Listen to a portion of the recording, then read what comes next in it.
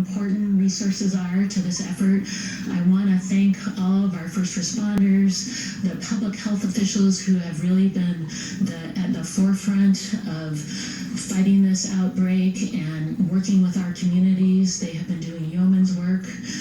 Our condolences go out to all of the families who have lost loved ones, who have loved ones who are currently ill and fighting this disease. There is a great coming together of federal, state, and local resources on this effort. But it's been expensive. In Snohomish County, which had the first case of coronavirus, they spent $200,000 just to manage that case and the patients, or the folks who came into contact with that patient. King County is spending approximately $100,000 a day, and that number has been probably going. The state's costs are over $2.5 million. And so it's been a great strain on state and local governments. It has been a top priority for me that we make sure not only we have dollars to help state and local government going forward, but that we can backfill the dollars that they have spent. As many of you know, the president signed this morning the supplemental funding package of $8.3 billion in emergency spending. In there is $2.2 billion focused at supporting state and local governments' public health efforts, and we know that $11.5 million there will be coming to Washington State directly to help support public health. That is the first wave. There are over $950 million as part of that package, which will go on an ongoing basis to also help continue to support efforts across the country. And this is a beginning. Congressman Kilmer serves on the Appropriations Committee and has been critically important to spearheading this effort. In particular, has focused on making sure we have resources to help our small businesses that have been economically impacted. And so let me turn it over to Congressman Kilmer. Thanks. I want to start off echoing Congresswoman Del Bene's condolences to the family and friends and loved ones of those who've lost their lives through this. And I also want to thank the incredible first responders and the healthcare workers who are treating patients, our state and local partners who are working to coordinate the response here in King County and throughout the state of Washington. And I want to thank Governor Inslee and his team and Executive Constantine and Representative Del Bene for their leadership and their partnership as we address this.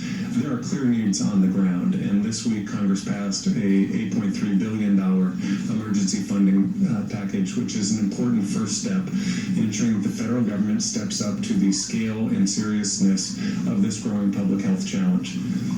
This bill, and I want to break down some of the specifics for you. This bill includes $2.2 billion in public health funding for prevention, preparedness, and response, including $950 million to support state and local health agencies. Half of that is to be allocated within 30 days directly to states and local governments and to tribal governments, and can be used for everything from surveillance for coronavirus, lab testing to detect positive cases, contact tracing to identify additional positive cases, infection control to hopefully prevent new cases, and other public health preparedness. There's $300 million for the Infectious Disease Rapid Response Fund, which supports immediate response during outbreaks. To Congresswoman Del Bene's point, the supplemental includes a general provision to reimburse state and local governments for costs that they've incurred since the beginning of this outbreak, and to allow funds to be used for facilities to improve preparedness and response. There's nearly $1 billion for medical supplies and healthcare preparedness and medical surge capacity, and about half of that is for procurement of pharmaceuticals and masks and personal protective equipment, which can be distributed to state and local governments.